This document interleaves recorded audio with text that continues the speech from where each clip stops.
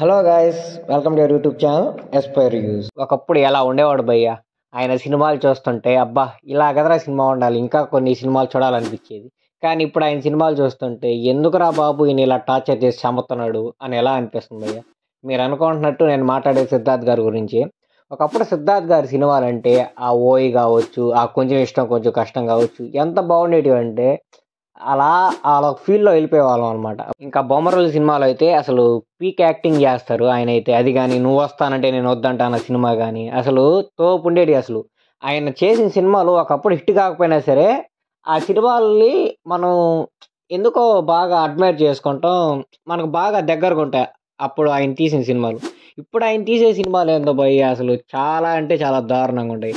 అసలు ఇంకా సిద్ధార్థ్ గారు మంచి సినిమాలు తీలేడా ఏందని మనకైతే ఏమర్థం కాలేదు. లాస్ట్ 10 years నుంచి ఆయన చాలా సినిమాలు రిలీజ్ చేశారు భయ్య, కానీ దాంట్లో చిన్న తప్పితే ఇంకే సినిమా ఆయనకి పెద్ద సక్సెస్ అయితే ఇవ్వలేకపోయింది. చాలా సినిమాలు చేశాడు అనమాట. టక్కర్ కానీ, ఇండియన్ 2 కానీ, వదల్డు అని ఒక సినిమా కానీ చాలా సినిమాలు చేశాడు. అయినా ఏది కమర్షియల్గా వర్కౌట్ కాలేదు. చిన్న సినిమా మాత్రమే 50 crores కలెక్ట్ చేసింది. ఇప్పుడు రీసెంట్గా మిస్ యూ అనే సినిమా కూడా రిలీజ్ అయిందనమాట.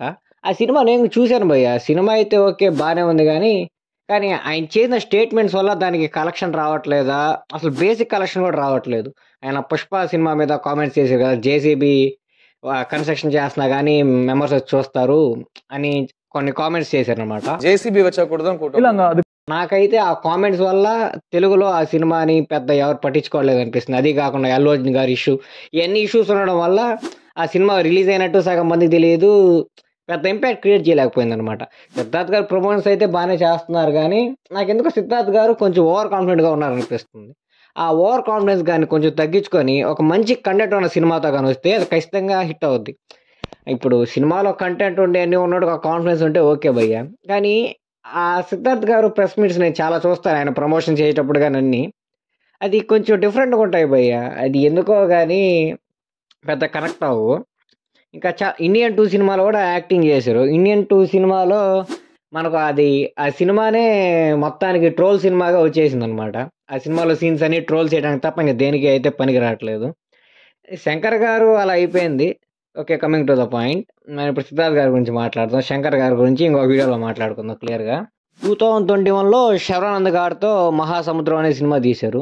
ట్రైలర్ కట్టు అంతా బాగానే ఉంది. సిద్ధార్థ్ గారి కంబ్యాక్ మూవీ అని అందరు గట్టిగా ఫిక్స్ అయిపోయారు.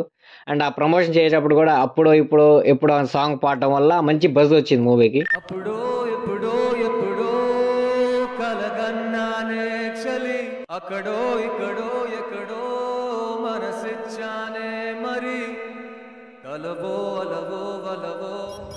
కానీ స్టోరీలో ఎక్కడో చిన్న లోపం ఉండడం వల్ల, సరిగ్గా తీయలేకపోవడం వల్ల ఎందుకో ఆ సినిమా అయితే ఫ్లాప్గా నిలిచింది. తర్వాత టక్కర్ సినిమా తీసాడు. ఆ సినిమా చూస్తున్నప్పుడు అయితే నాకు అబ్బా ఎందుకు తీసాడు అబ్బా, ఇలాంటి యాక్టర్, ఇంత పొటెన్షియల్ ఉన్న యాక్టర్ ఇలాంటి సినిమాలు ఎందుకు చూస్తున్నా అనిపించింది. ఇంకా చెత్త ఎందుకు సక్సెస్ అయింది అనిపించింది అంటే, నాకు చాలా ప్రమోషన్ చేశారు భయ్య దానికైతే మాత్రం. అంటే ఎంత కాన్ఫిడెంట్గా ఉన్నాడంటే ఆ చిన్న సినిమాకి మాత్రం అతను. ఈ సినిమా కానీ హిట్ కాకపోతే ఇంకా సిద్ధార్థ్ లైఫ్ లేదు అన్నట్టుగా ప్రమోట్ చేశాడు భయ్య.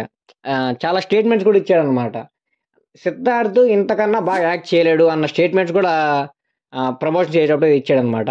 ఆ సినిమాలో అంత యాక్టింగ్ ఉందా లేదా అని నాకైతే అర్థం కావట్లేదు. ఎందుకంటే అతను ప్రీవియస్ సినిమాలో ఇంతకంటే మంచి యాక్టింగ్ ఇచ్చారు.